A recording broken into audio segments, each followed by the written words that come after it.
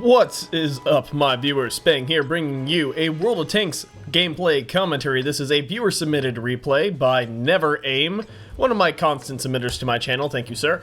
And he is platooned up with Crazy JC. This is back when they were part of the Wawa clan. It is a 9.6 replay, as I am still trying to catch up.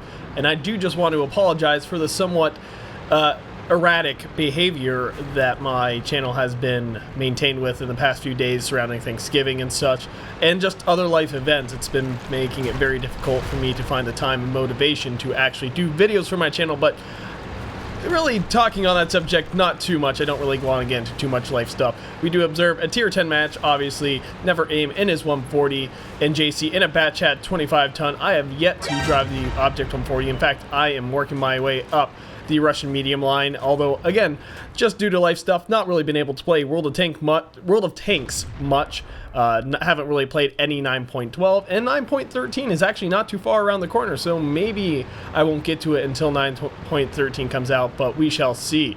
I will be doing 9.12 replays here shortly, though, even with the few submissions I do have, mostly from Never Aim, so thank you again, good sir. And we have this standard battle going on Sacred Valley here, quite standard. We got some faster moving tanks and tank destroyers near the hill to the south. We've got some heavier armor such as the T-30. Yes, I did say T-30. It's got a pretty defendable turret, as well as it is more of a brawling heavy tank sort of tank destroyer, more so than many other tank destroyers. Got the VK4502A sorely outmatched here. It's going to have a hard time fighting this Object 140. Never stood a chance. Never Aim taking that out quite quickly. However, this IS-7 is certainly going to be able to put up a much bigger fight in this Waffentrager E100, the Waffle Monster, coming around the corner. And I think that T-57 Heavy is going to die here. And yep, there he goes. T-30 backing him up. The Waffentrager taking a significant amount of damage there, and really just a standstill at the moment. Never Aim recognizing JC is in distress here. I'm assuming they're in TeamSpeak and communicating, or it could just be Never Aim's good situational awareness of what is happening around him and on the map. I would not put that past him, as many good players, myself included, are able to really be observant of what's going on around us and on the map. It's what makes us a bit more effective than perhaps your standard player. Now, this T-57 Heavy thinking he's going to pull up, but it's versus an Object 140 and a Bat Chat. Honestly, that is not a battle he wins. He's trying to probably get a kind of coordinated movement with his team here with Waffentrager and the IS-7 pulling on up, and he is not looking at JC. I'm sorry, he is looking at JC, but not at Never Aim. And the KV-4 coming up behind, so that is a good, wise movement. Artillery coming in and kind of messing up Never Aim a little, but not enough. T-57 Heavy going down. The IS-7 looking for blood here on the Bat Chat. Will he get it? He will. And unfortunately, JC doesn't get away. I'm not sure how well he was able to impact this battle before finally getting eliminated right there. Although he did not manage to get any kills, that's not to say he wasn't able to inflict a decent amount of damage to the enemy team, but post-game stats will show that.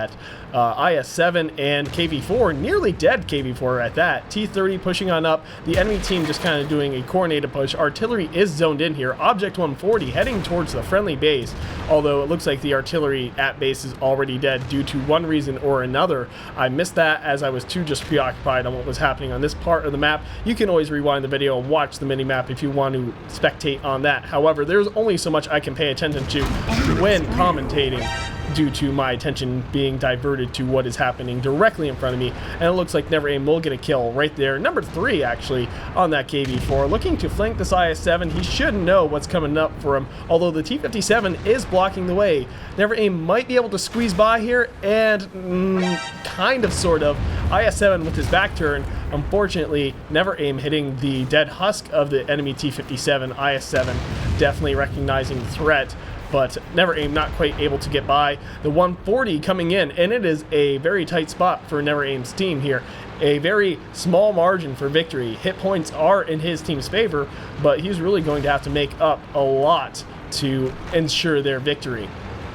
Now, it does look like he is trying to find something to do in terms of hunt down the enemy artillery. He's got to be careful, though, with that T-92. Does have a shot, possibly. Nope, there are too many buildings in the way. He's trying to find that little bit of opening, and it looks like the Waffentrager will get taken out. And he finds his opening. Unfortunately, he doesn't aim in all the way, and even if he had, RNG still could have possibly screwed him over. Hitting that Oh, that already is fully dead there. I was going to say hitting that already, possibly getting the kill shot, but no. The scout tank, the 1390, does get the actual kill. And again, the light tank. Scout tank is a role, and I'm trying to be better in my words and choices thanks to your guys' feedback.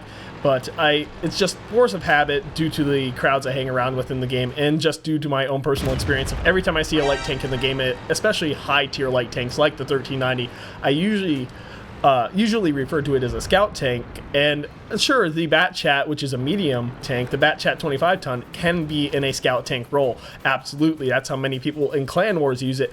But, you know, it is still trying to be a bit more precise and accurate with my commentary, so hopefully you guys can appreciate that. The Yogg Tiger being the closest allied tank to base, but the 1390 already capturing the enemy base, and the enemy T-30, I-7, and 140, all that is remaining, deciding maybe not push well, at this point, the enemy base. There it is.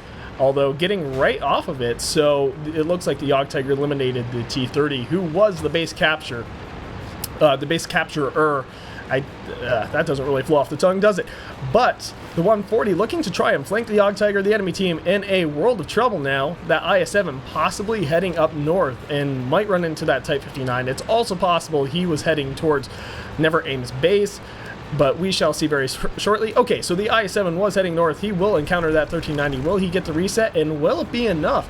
If I recall, that IS-7 still had a good chunk of health on him. Yes, 1487, and that 1390 is nearly dead. The Type 59 can fight an IS-7, but it's certainly not ideal. And Never Aim realizes that he does need to go back to make that happen, especially with a 140 being on the hill. And at this point, it is anyone's match. And these are the types of matches I like, and Never Aim actually acknowledged this in his email. He said, you know, you said you wanted closer games, more exciting games, and this is certainly that. So, that Type 59 is in a world of trouble now with 140 joining up with the IS-7. The Russian armor just closing in on its Chinese ally. Not so much in this match, however. And that 59 will definitely die here, but it looks like Never Aim will have his work cut out for him when it comes to dealing with this IS-7, who has reprioritized him as the primary threat, and he will get a shot off on this enemy 140. Now a one-shot, and it is anyone's game here with Never Aim really in a world of trouble, but managing to get the kill shot on the enemy 140. Will try and escape from this IS-7. He might just actually manage to do it, but not before taking... Oh, I was expecting him to take a hit there, and there was a chance it could have rolled high enough to kill him. I know the IS-7 can hit high for 521. And the IS-7 missing the shot due to terrain and just everything around him. And there we go. Never Aim actually managing to get a good kill here. Although he is playing run around the IS-7, trying to use buildings and cover to his advantage. Honestly, I would not have done that, but it has certainly panned out for him. I would have just tried to circle the IS-7, probably ineffectually, and would have gotten myself killed. His decision-making here has been unexpected, but highly effective.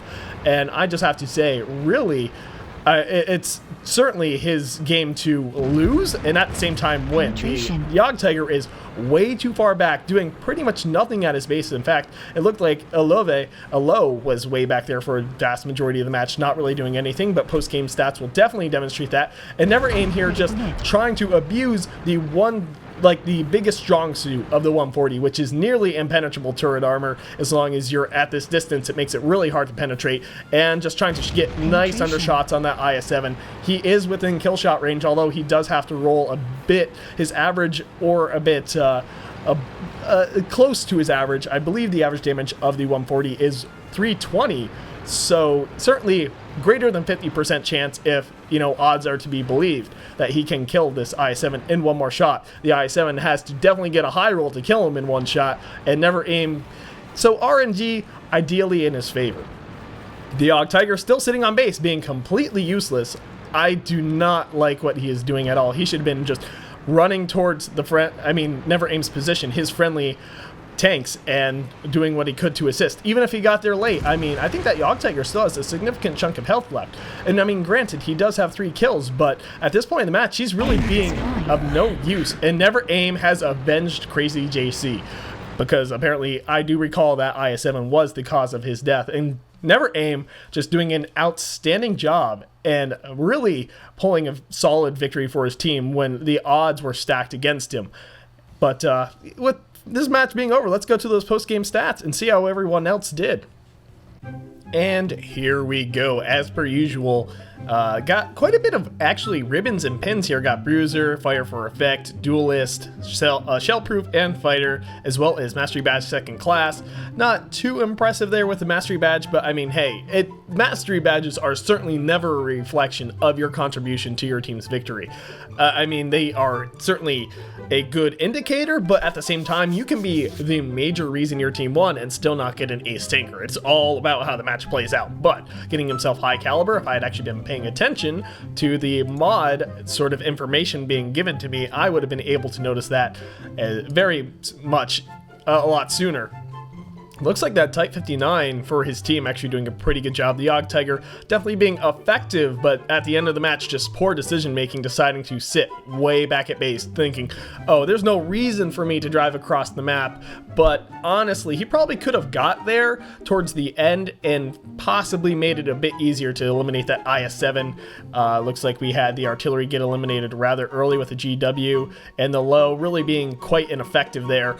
The 41 Bulldog, not quite sure exactly what happened to him, but I'm guessing he died on the hill to a vastly superior force. The enemy Waffenträger being the top damage dealer, but the IS-7 getting a decent amount of work done. Still got a Defender medal for his trouble. That's always nice, although I think it probably should have gone to the 140, or no. I'm trying to remember exactly what happened. I mean, that just goes to show how good my short-term memory is when I'm doing these commentaries. It's just so much happens. It's in and gone the moment I make a comment about it, right? So definitely a well-fought battle. Some of the enemy team really being ineffective there. That KV4, that VK4502, if I could English properly, that would be amazing. But definitely getting a total negative net profit. And honestly, that's going to happen without running premium and firing as many shells as he did and taking the damage he did and having to resupply his consumables and such, because apparently he had to fix something. And I completely missed that. That is my bad. But at the same time, got a good amount of damage dealt, and it was close range damage. He was pretty much outnumbered for a good portion of that match, outgunned. Just the enemy team had that sort of firepower advantage and the numbers advantage against him. But despite that, he pretty much came out on top on during all of his engagements.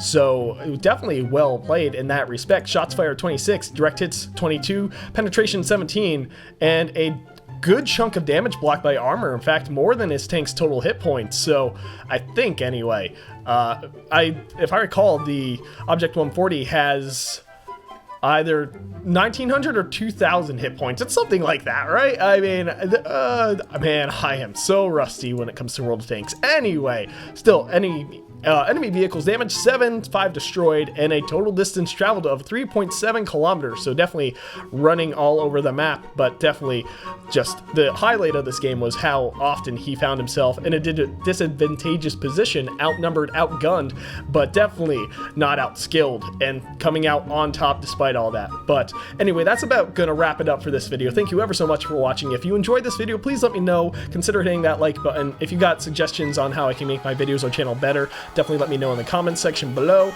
If you have a replay that you want me to commentate, definitely check the description for instructions on that and more. And if you want to see more, you can always subscribe. But what's it? This has been Spang, and clearly I am just oh so professional.